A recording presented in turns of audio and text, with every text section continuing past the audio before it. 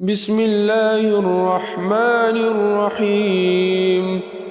تبارك الذي بيده الملك وهو على كل شيء قدير، الذي خلق الموت والحياة ليبلوكم أيكم أحسن عملا وهو العزيز الغفور، الذي خلق 7 سماوات طباقا ما ترى في خلق الرحمن من تفاوت، فارجع البصر هل ترى من فطور، ثم ارجع البصر كرتين ينقلب إليك البصر خاسئا وهو حسير.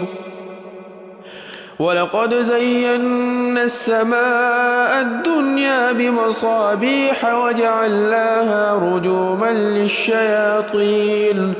رجوما للشياطين وأعتدنا لهم عذاب السعير. وللذين كفروا بربهم عذاب جهنم وبئس المصير. إذا ألقوا فيها سمعوا لها شهيقا وهي تفور تكاد تميز من الغيظ، كلما ألقي فيها فوج سألهم خزنتها ألم يأتكم نذير، قالوا بلى قد جاءنا نذير فكذبنا وقلنا ما نزل الله من شيء إن أنتم إلا في ضلال كبير. وقالوا لو كنا نسمع أو نعقل ما كنا في أصحاب السعير، فاعترفوا بذنبهم فسحقا لأصحاب السعير. إن الذين يخشون ربهم بالغيب لهم مغفرة وأجر كبير. وأسروا قولكم أو اجهروا به إنه عليم بذات الصدور. ألا يعلم من خلق وهو اللطيف الخبير. هو الذي جعل لكم الأرض ذلولا فامشوا في مناكبها وكلوا من رزقه وإليه النشور. أأمنتم من في السماء أن يخسف بكم الأرض فإذا هي تمور، أم أمنتم من في السماء أن يرسل عليكم حاصبا فستعلمون كيف نذير. ولقد كذب الذين من قبلهم فكيف كان نكير.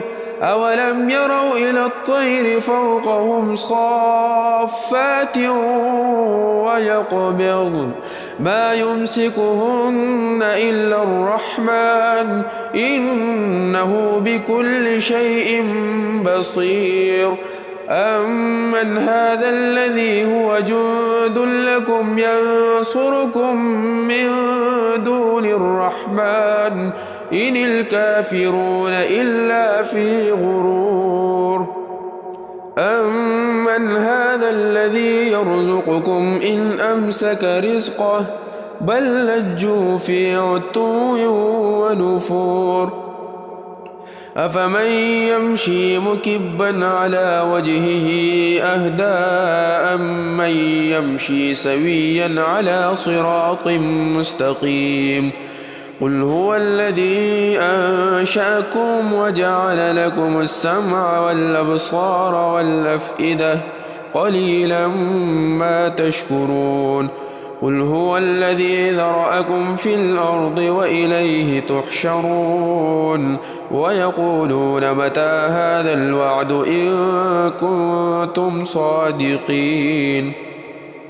قل إنما العلم عند الله وإنما أنا نذير مبين.